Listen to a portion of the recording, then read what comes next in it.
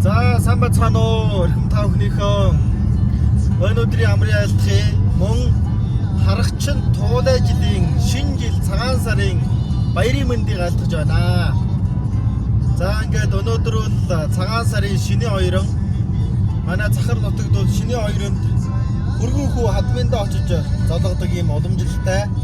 Тийм учраас одоо дээл хувцаараа гоёод хадам аавчтайгаа зологохоор явж байна.